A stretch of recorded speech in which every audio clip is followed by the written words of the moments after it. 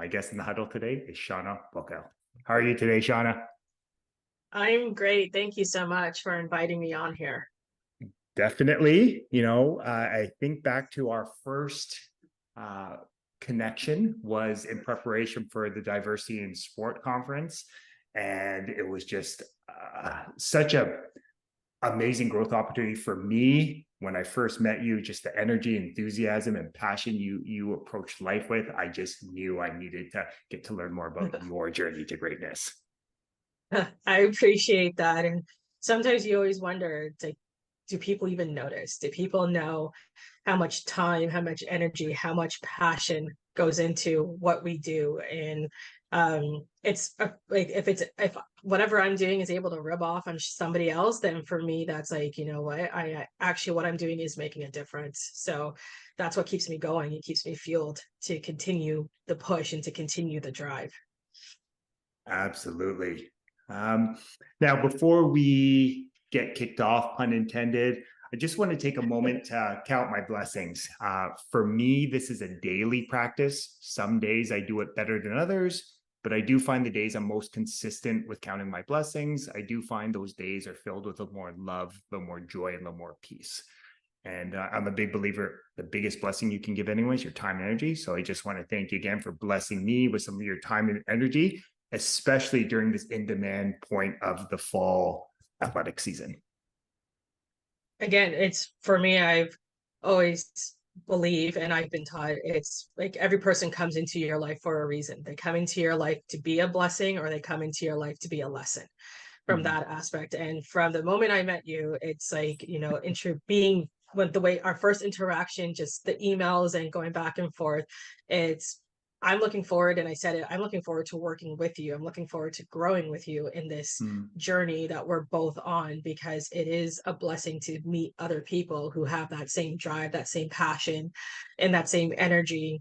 And when people like us can come together, there's literally nothing that can stop us from succeeding and helping to provide other opportunities for other people that are either at the same pace as us or the ones that are coming up behind us, that will continue to move that torch forward when it's time for us to kind of retire a little bit and relax. I love it. And it's a great reminder that, one of the ways to live a rich and meaningful life is to enrich the lives of others first.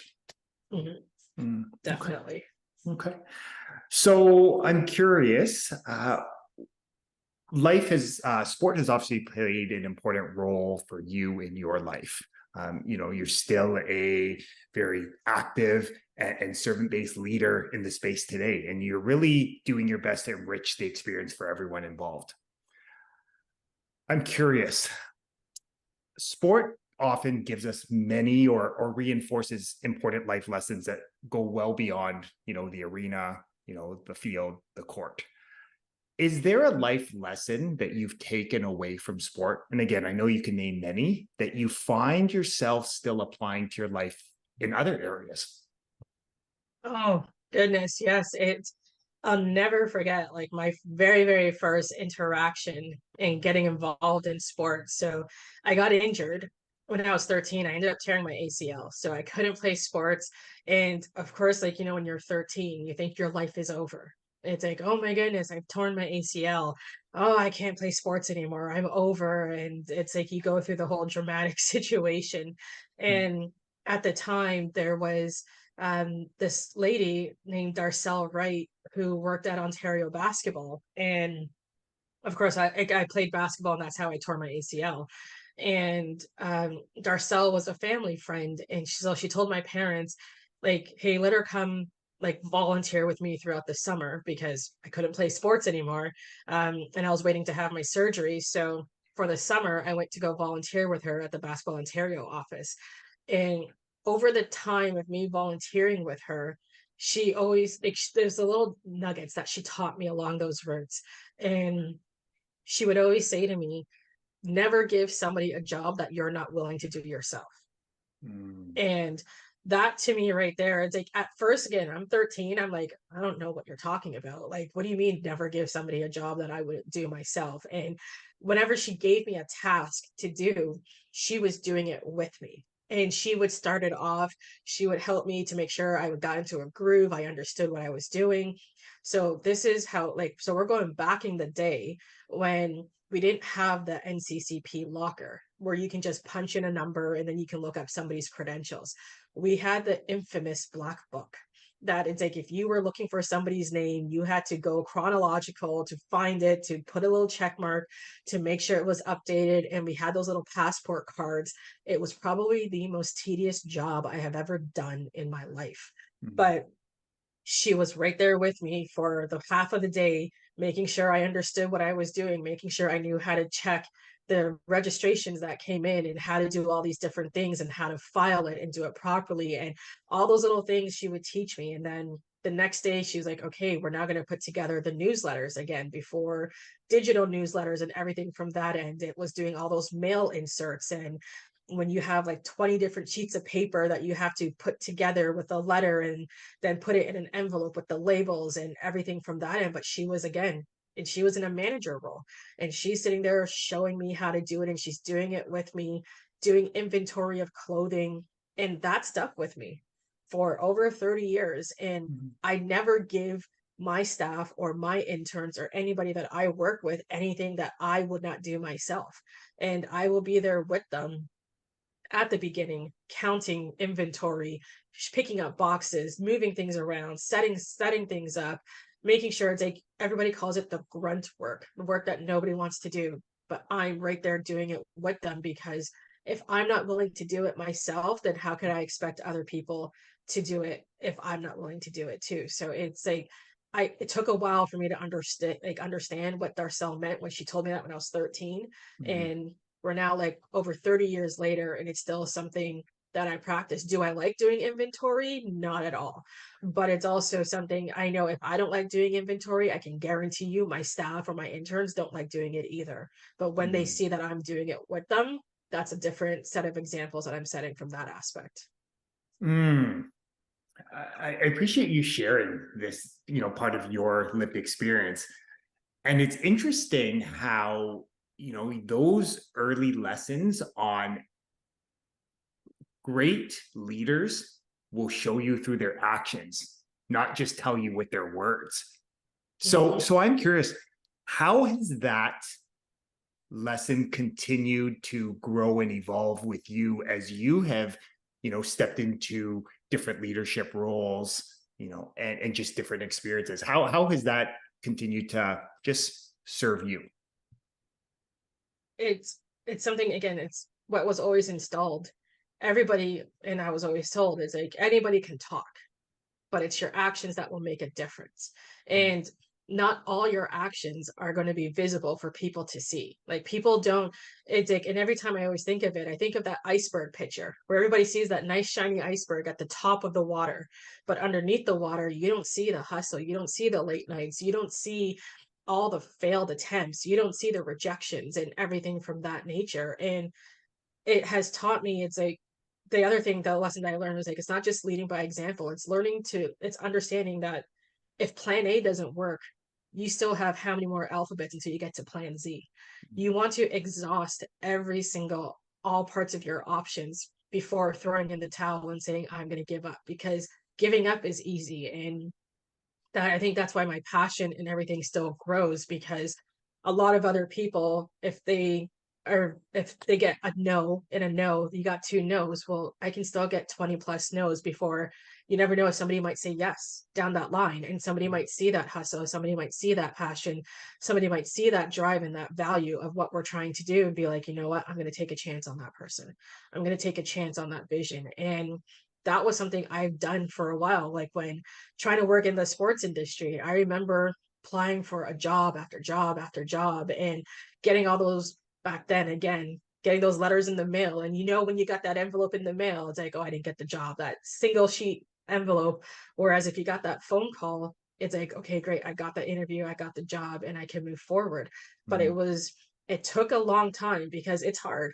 It's hard to get rejected. It's hard to continue moving forward but I'm also looking at it as, especially now, I have people looking up to me. And if people see me giving up so easily, then they're going to be like, well, if Shauna can't do it, or if Shauna's giving up, then maybe I should give up too. And what I've hopefully shown a lot of my staff and interns over the years is not to give up and to like continue moving forward. And yes, there are going to be times where, all right, I got to plan Z and it didn't work, but I got to plan Z, it didn't work. How can I change it to make sure Mm, when I go back to plan A for this new version, like this new vision, it's going to work. So it's mhm, learning how to adapt, how to change, and then also aligning yourselves up with people that support you, because having that support system is a big deal and it will help you move forward in what you want to do.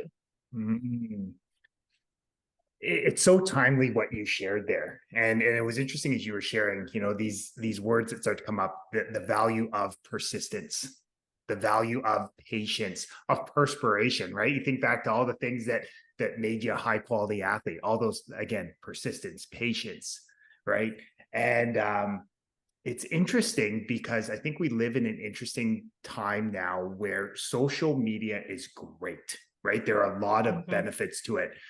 The challenge I always like to remind people is, like, we're seeing the highlight reels, right? You were talking earlier about Yeah. how with championship season, everyone sees the picture of the team and the captains raising the trophy, but you don't always see all the behind the scenes reps and sets at Mm-hmm. practice in the weight room that actually help them to hoist that trophy. So Hoist it. I love the Yeah. reminder. Yeah. I have that picture of the iceberg and I always share it with all my interns and all the students and people everywhere I go. They don't see everything. So just because people don't see the failed attempts, people don't see your heart, like the late nights, the early mornings, the grit, they don't see you working hard, doesn't mean you give up. So it's like if people choose to only see part of that journey that you go on, that's on them. But you have to know what you're going to do to get to that journey, and it's also put it in perspective. Are you doing this so you can get the likes on social media? Are you doing this so people can praise you for that very itty bitty part that they see? Or are you doing this because you want to go somewhere and you want to also open other doors and you want to keep pursuing an avenue that other people haven't pursued or other people haven't gone down, and here's a chance for you to be an example, for be a leader, and to open doors for the next generation coming in behind you. Mm. It's interesting what you shared there was just this idea of like leaving places and spaces and people better than before you got there. Mm-hmm. Hmm. Exactly. So I'm curious, the one thing I've really come to appreciate about you again is that passion, right? To just make the world a better place. So I'm curious, what was the inspiration for you to step into this role with the OUA?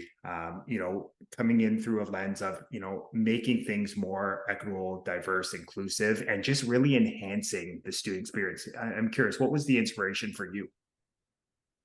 To be very honest, the inspiration, I would have to say it was my president, like my president from Field Hockey Ontario, Richard Kroll. And it was a conversation I was having with him. And he looked at me when the job posting came up and he sent it to me and he was like, you need to apply for this job. And I looked at it, like, after reading his email, I called him and I was like, I'm not applying for this job. Like, why am I going to apply for this job? I'm an executive director at an PSO, or provincial sport organization, if people don't know what PSO is. And I'm growing and I'm learning and I'm doing stuff in here. And he was like, okay, he's like, we're not going to talk about this over the phone. So the next time I saw him in person, he was like, you're applying for this job. And he's like, and you're applying for this job because you've outgrown field hockey. He was like, you have so much to give and so much that people can learn from, that he's like, it's being selfish keeping you for one sport when you can make an impact across more sports and across more lives. And it was like listening to him, because here I'm thinking, I'm like, you just want to get rid of me. I thought I was doing a good job. I thought I was bringing all these things in and making all these changes. And he just said, you've outgrown it here. He's like, you've outgrown, Mm, and it's time for you to share what you're doing with with a bigger audience. And he was telling me that. And then I had a couple of other board members who also were just calling me and they're just like, we don't want you to leave, but it's the best thing for you to leave. It's the best thing Mm. for you to grow. And they're like, you're not going to grow anymore here because you've done what you can do. You've taken us to where we can go from that aspect. And now it's time for you to they take on a new challenge, and especially at the timing of how everything was coming out during that timing between 2020 and 2022, it was that point where they didn't really have a lot of BIPOC, especially Black female leaders. Mm. And Sandra Levy didn't come into her position until later 2022. And then, you had Charmaine Crooks, who came on with Soccer Canada, I think at the end of 2022 or 2023, when she became the president of or the chair of that organization. So there really wasn't a lot of Black women, particularly in senior positions or different positions, making that impact. And to know that I had that support and that other people believed in me more than I believed in myself, that Mhm. it was one of those where, okay, I'm going to try this. It's like they see something in me that clearly I'm not seeing, and they think I can make this impact. So let me really see if this is a good fit, and if this is the right opportunity for me to go down and go from there. Mm. It's interesting as you share that, and why it resonates with me is, similar to you. I was, was on a different adventure, right? Mine was in education, and like you, Mhm. it just felt like at the time I couldn't put my finger on it, but there was something else out there, right? There was just a different opportunity to help and serve people in a different, using a different vehicle. So I can definitely Yeah. appreciate it. It doesn't feel warm and fuzzy when you take the road less traveled. No, it's um, one of those where I was like, I thought I did a good job. And yeah. then it's like, I'm like, you really want to get rid of me? And they're like, don't look at it like that. They're like, look at it as how can you continue to grow? How can you continue to make an impact for? So it took me a while to see it in a different light. And Mhm. especially because it's, there isn't at the time, I was the only Black female executive director in this country. So Mhm. it was one of those things where it's hard enough as a BIPOC working in sport. It's Mhm. hard enough when you have to keep pushing and keep moving and keep like you have to stay on your toes at all times. And I think I just got in a comfortable groove where I was like, all right, I found my niche. I know what I'm doing. And taking on a new challenge during that time Mhm. was terrifying. Mhm. And I was like, am I ready for this? Is this something I could really take on and be successful? And I think my biggest point was I didn't want to disappoint people. And that Mhm. was the hardest part was because it was such a big role and because there was so much attention on this role, I wanted to make sure I was doing it justice and making sure I didn't disappoint the people that were depending on Mhm. whoever this person was that filled the role. Mm. I love that. So I'm curious in your role, again, I've been able to kind of see some of these changes. The one thing I feel like you've brought to this role is you've invited people to the table, right? Like I even think of Mhm. that diversity in sport conference. You had so many different stakeholders. And what I loved about it was everything about the event were people just sharing their lived experience, their expertise, just as, hey, this is what I've done. Maybe you can take a nugget and apply it. So it was really this very communal, very family oriented event. So I'm curious, have you noticed anything either, in preparation of that beautiful event or that you've taken away and seeing sort of what has manifested from that event? Yeah, it was again like growing up, and for me, some of the lessons I've learned, it's like one thing I've always been taught is don't be afraid to bring somebody who's smarter than you to the table. Don't be afraid to have people that are going to help you grow as an individual. And when I took this role on, I'm like, I am not an expert in like anti-racism. I am not an expert in inclusion and equity, but I'm going to go find those experts. I'm going to go find those individuals and bring them to the table. And like again, why do I if we're supposed to be in this to grow together, why do I want to keep this to myself and not share it with everybody else? And that way we're all on the same page together, we're all on the same wavelength, and we are growing together for a better future with what we want to do. And there's a lot of people doing some amazing work out there, but for whatever reason, some people just don't know they exist because they they may not have the flashy titles, or they're not in the, like, you know, the media or the spotlight for different organizations and whatnot, but they are doing the work, they're doing the, like, everything at the ground. They just needed that opportunity to say, here I am, here's some opportunities. And no, it's not new, we've actually been doing this for 10, 20, 15 years. And because of a very tragic, fortunate what happened in 2020, it brought things to light, but we've been doing this for a very long time. And here's how you can get started, and here's how we can help you from that aspect. And it was more important for me to bring people together than it was for us to be selfish and start, like, you know, working in silos. Because Mhm. if we are going to tackle situations, we need to work together. And coming from that conference and looking at things now, I'm seeing more collaborations, I'm seeing more groups come together and say, let's do this together instead of working individually. And if we can get more people to work together, Mhm. that is a dangerous thing right there. And it shows that we are united and we all have a common goal from that aspect. And that's what the conference was. The conference was to help bring people together and share the same knowledge out there. The other thing, it's like sometimes some stuff are expensive. Like, I'm not gonna lie, like, I've seen there's some training and there's some opportunities that I would love to do and I would love to be a part of. And then I see the cost of it and I was like, oh, it's like, that's a little expensive from that aspect. I don't know if that's in my budget right now.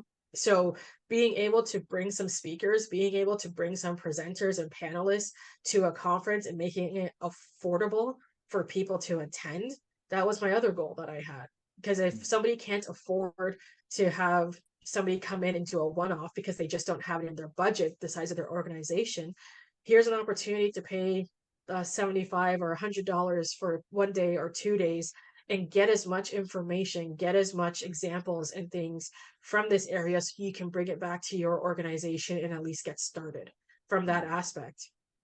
For the organizations that do have a healthier budget and a bigger budget, they were able to reach out to some of those presenters and some of those organizations and say, I want to continue that conversation. Can you come and do a training session with us? Can we set up those calls and those conversations? And that's what that conference was for, was to get people to the table and start talking. And I've had people say, can you make the conference virtual? No. Like, no, it's not going to be virtual because unfortunately these are uncomfortable conversations that need to be have.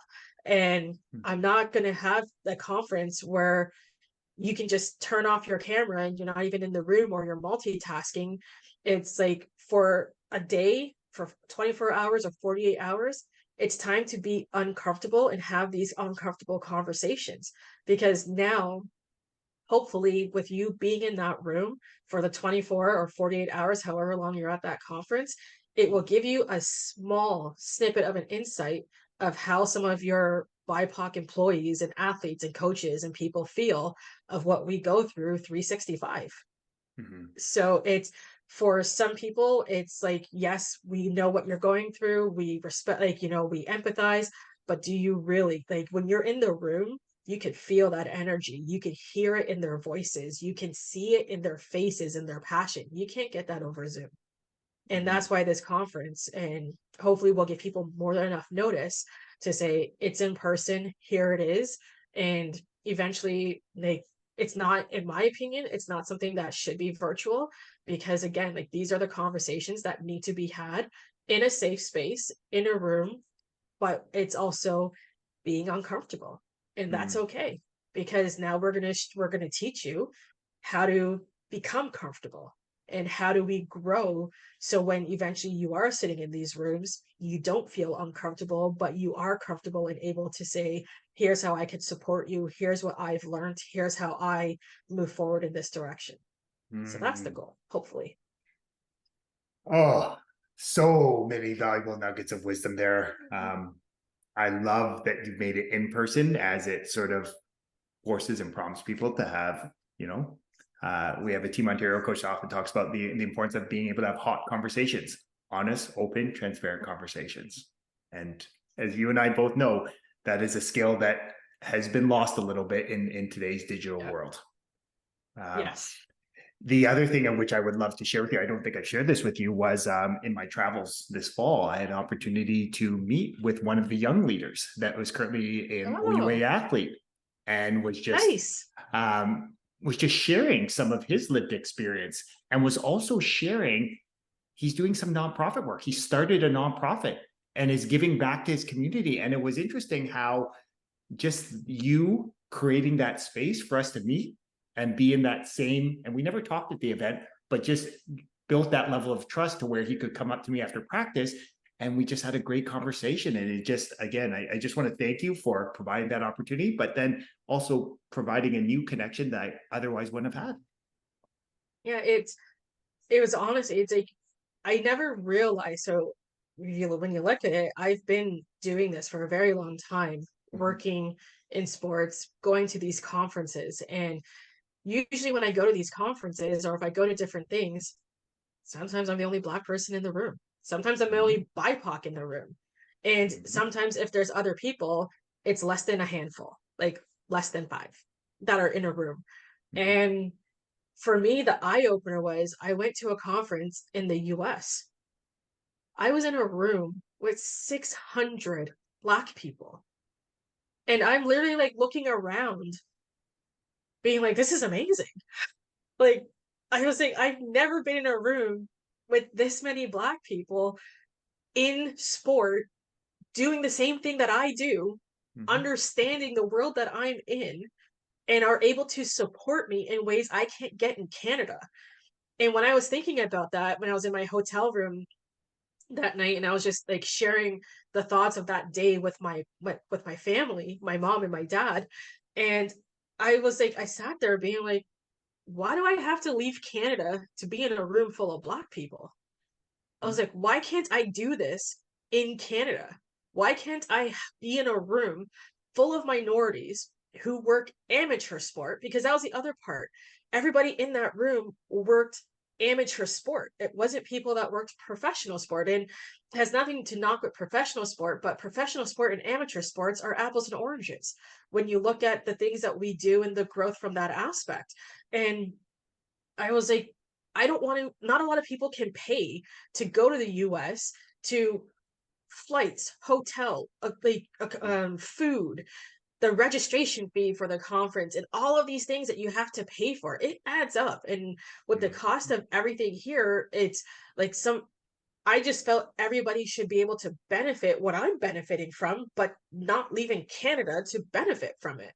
So and then I happened to come back to Canada, and then again I went to a conference out in Ottawa, and then I look around the room, and there's only three minorities, and I was like, oh, here we go again.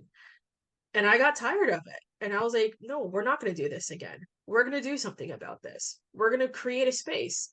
Mhm. And even growing up when I was in sport management, I wasn't, I was one of probably five people at Brock University that were a minority in the sport management program. When I went Mhm. to Durham, I was it. When I went to West Virginia, I was it in my program. And again, the only time I can go into a room full of Black people when I was a student is when I went to, it was for Black students at West Virginia's campus. And I was like, this is amazing. And I remember what that felt like being like for a student. So I wanted that same experience for the students here. Mhm. I wanted them to see you are not alone. There is a network of people that are here to support you. There are people who look like you in careers that you want to go into who can share with you some of the struggles we've gone through, can share Mhm. with you what you can expect going into this industry. And here are some of the things that we've learned. Here are some of our best practices. And are we perfect? Absolutely not. Like we're still learning, we're still growing. But the difference is we can now do it together. Mhm. We now have that network to continue working together. Like when we had that emerging leaders program, after at the end of the night, I just sat there and I just cried because for me, I've never been in a room with that many Black students and leaders in Canada. And the fact that we were able to pull on an event like that in Canada was amazing, because that has never happened from that aspect. To see some of, like, I think our future is bright, to be very honest, in sport. With some of these amazing BIPOC leaders coming up, I'm like, you know what? I'm excited to retire, because when I see who's coming in behind us, I know that they're going to keep pushing that envelope. I know they're not going to take no for an answer. I know they're going to look at plan A to plan Z, and they're going to continue pushing forward and opening up the door and put, like, just doing something that we're trying to do right now. And I'm just in I'm excited to get round two going for this conference, and Mhm. hopefully continue the succession of what we've done, and having that safe space for people to come, to gather, to learn, to network, and walk away and realize I am not alone. I Mhm. have a network of people that I can now call call on for assistance from that aspect. Mhm. Yeah. Your passion, your energy, enthusiasm for this work. I mean, it's coming off of the screen. Like, I know we're virtual, but you can feel that energy. And it's interesting because I was just reminded earlier this week I released a conversation with Hugh Lawson, and he was talking about the same idea, because again, he was someone who, people, especially a lot of young BIPOC leaders, like, they go to him for guidance, and he talks about this idea. And I think of the conversation I've been having. There are a lot of people that are looking for just diverse faces, people from diverse backgrounds, communities, socioeconomics, cultures, and it's so important that they have people that are representative and reflective of where they come from. So Hmm. it's really, so I guess here's my question for you. You know, earlier or early last month, it was publicly announced that you had shifted into the CEO and president role with the Inclusion Canadian Sport Network. What was sort of the inspiration behind that? Was part of that focus to be able to create a stronger network for some of these young and emerging leaders, as well as us that maybe been in the game a little bit longer? Yeah, it was exactly that, because what Leanna started when she created the Black Canadian Coaches Association, even when I was a part of the mentorship program, it wasn't just blacks that were in there. Like, we had people of different races that were a part of that program. But the most important part was, I didn't want it to die down, because I knew if it died down and it stopped and we no longer had that organization, it would take decades again before something like this would come forward. And there's so much momentum, there's so much push, there's so much promise to be done for that next generation coming up. It just makes my days a lot longer, but to be very honest, it makes it a lot, it's worth it. It's worth it to see how we're helping that next generation. It's worth it even for people that are my age and in that same era, like that same era as me. Again, we don't know everything, we don't have everything, but hopefully being able to help that coach. And the one thing I see in my position, and I call it the purple elephant syndrome, is people not getting positions because, oh, they don't have enough experience working in athletics. Oh, they don't have the proper certification. Well, let's start eliminating these things so they can't say you don't have those certifications. Let's give you these opportunities. So if we can offset the cost to help people get their NCCP certification, if we can help them get that mentor to help them, or get some volunteer experience so they can say, yes, we are having some experience, but at the end of the day, we need to help those individuals. Because for as much as I say people want to say that they want to hire BIPOCs and they want to make it more diverse, I see more people making up excuses as to why they haven't hired a BIPOC person or why their department isn't as diverse. So hopefully with ICSN, one, we're going to help our BIPOCs get the certification, the experience, the mentorship that they need. But it's also at the same time, let's help educate non-BIPOCs as to how you can help BIPOCs, as to how you can see things differently to open a door and also expand your leadership and your mentorship so you can help that person. Like, I remind people, when I started in my career, all of my managers and all of the people I reported to for a very long time in my career are all white men. Mm. And through my career, I never really noticed race. I never really like that was never an issue and it never came up. They still treated me the same and they taught me the same. They would say different things, like a little tidbit I still go back to when I was a student at Brock University, and I was working all of the sport games because that was my job, and we had a uniform. And part of the uniform, because I was a supervisor, is like you had to dress the part, like, so you had to dress up. Mind you, I'm from Scarborough. Dressing up to me was putting on a tracksuit that matched. So it wasn't like I didn't have those dress clothes because it's not something that I wore growing up. The only time I really wore dress clothes is when I wore my high school uniform. That was dressing up for me at that aspect. So I'll never forget Lauren Adams. Lauren Adams was my athletic director, and Lauren and I think he can clearly see I was uncomfortable when I was told what my uniform had to be. And I said to him, I can't afford dress clothes. Like I can't afford to buy clothes like this and to wear this because and I wasn't going to accept the role as a supervisor. And he said to me, he's like, just go out and buy one pair of good black pants. It was like, go out and buy one pair of good black pants, and I'm going to give you four different colored golf shirts. So that I was at Brock. So I had a blue, I had a red, I had a white, I had a gray one or a different color. And he was like, you could wear the same pants and nobody's going to know the difference. He was like, just get a solid pair of black pants. Don't get a pattern. Don't get anything fancy, solid pair of black pants. And if you have to wear them 2 days in a row, no one's going to judge you because you're wearing black pants from that aspect. And then I had the different colored shirts that I could wear and change and wear a different shirt every single day. So a different day I had a different shirt.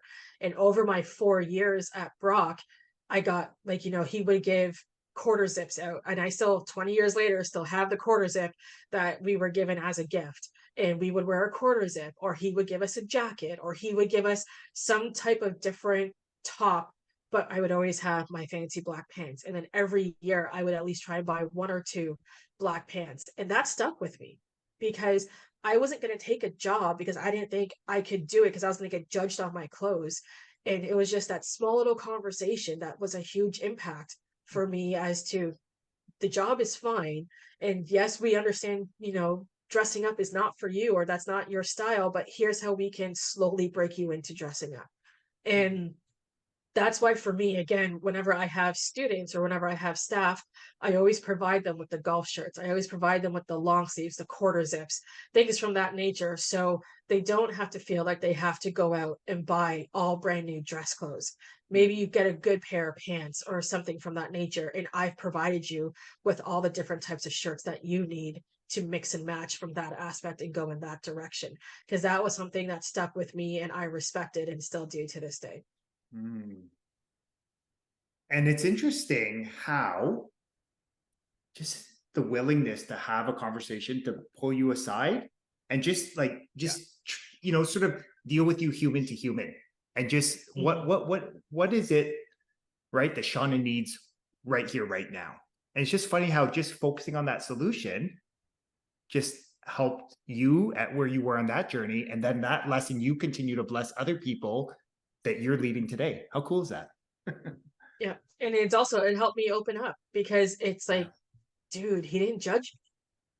He didn't judge me. He didn't make fun of me. He didn't like look at me and be like, what do you mean you can't afford clothes? And it was one of those things where he literally was like a father figure on campus. And mind you, if I messed up, he had told me I messed up. He let me know I messed up, but it wasn't just he sat there and scolded me. It was like, yeah, you messed up, but how are we going to fix it for next time? What are we going to do different so it doesn't happen next time? And it also teaching me about work-life balance because before I was again just working in the athletics, working in recreation because I needed to pay to go to school, pay my rent, pay all my bills. But he's also like, you're young, go enjoy. He's like, it's okay to go to movies, it's okay to go to dinner with your friends, it's okay to take a weekend off and not work and just go out to Niagara Falls or something and enjoy the day. He's like, don't just work your life away, enjoy what you're doing. And that's when he said, the moment you're not enjoying what you're doing anymore is the time you need to reevaluate why you're doing what you're doing. And if you do this list and realize that you're no longer having fun, maybe it's time for you to start looking to move on and go somewhere else, because the longer you stay in a position that's no longer fun for you, it's going to impact your work, it's going to impact your relationships, it's going to impact how you see things, and that's the last thing that you want to do from that Mm. end.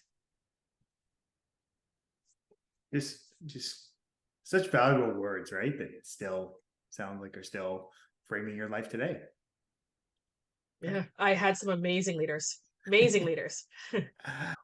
What if there's other leaders out there? Maybe they're in the sports space, maybe they're in education, maybe they're just in business, and they want to start making their spaces more equitable, more diverse, more inclusive, but don't really know how to even start the conversation because it just maybe it's just really uncomfortable. Mhm. Could you offer maybe even like some words of wisdom where they could even start? It's, I know for me, I've always been open and transparent. Like if you're looking for help and you're looking to go to people, be open and transparent about it. Let them know and just say if, like, if you're uncomfortable with this conversation, it's okay to let somebody know, you know what, I don't know a lot. This is an area that is a little uncomfortable for me and I'm still trying to learn, because you'll be surprised how a lot of people will be like, I get you. I understand where you're coming from. And it's a, now that I know where you're starting, like this is how we can start, and we slowly build you up instead of just dumping resource and dumping all these stuff that it's Mhm. not a comfortable situation. um to be honest, I started on LinkedIn. Like when I look at people, and sometimes, you know, when your feed comes up and some people might come up on your feed, and I look at different articles, I've seen different articles, I've seen different podcasts, I've seen different things, and sometimes it's just, I always go with my gut. And if my Mhm. gut is saying, you know what, something about what they just said is sitting with me and I want to know more. And I reach out to that person. And again, one of the advice I got was, you won't know unless you reach out. They're like, what's the worst they can say? The worst they can say is no. If they say no, they say no, but you won't know unless you reach out. Mhm. And it's one of those where, if I, again, when I was reading it, and I remember when I reached out to Shay and Amy at the NCAA inclusion when I got this job, my first sentence was, I just got hired. I'm the only one in Canada in my position. Please help. And then I explained who I was. And like literally two, I think it was like later on that week, I got an email back and all they said was, we got you. They're like, let's set up a call. We're here to help you. Tell us what information you need. We're going to connect you. And next thing you know, they're sending me emails. Like they're introducing me to some of their partners, because after the meeting, it's like, okay, here's who we work with, and they might be able to help you. And now that's how I got started with having some of these meetings and some of these partners. And now I'm able to bring these partners and these organizations to organizations in Canada to help us grow and things from that nature. And open honesty, transparency. I, again, don't sit here and be like, I know everything, because I don't, and I'm still going to grow, but here's how we grow together and here's how we learn. So I think that's the approach, and that's how I've taken it. Was when you reach out to people, don't be afraid to be open and honest and that transparency. And Mhm. if hopefully, if they're not the ones that could help you, they can at least point you in a different direction to be like, you know what, I might not be the right fit, but here's an organization or here's somebody Mhm. that I encourage you to reach out to, because they can help you on that journey. Mm. I love that. And it just reminds me this idea that if you approach every situation, every person with an open mind, an open heart, and palms facing, you know, you'd be surprised how Like, many people will be yeah, willing to help and support you along your journey. exactly. Okay. So I'm curious, I want to be respectful of your time and energy. If anyone is intrigued, you know, they want to learn more about what you're helping to grow with the ICSN or the OUA, is there any way where people can start to learn more? Definitely, you can start with our websites, our social medias, because like nowadays, especially if you're on socials, but if you're not on socials and you're more old school, we also like our websites. Um, don't really have newsletters for the OUA, but on the OUA website, we will have the different programs, the different things that we have done.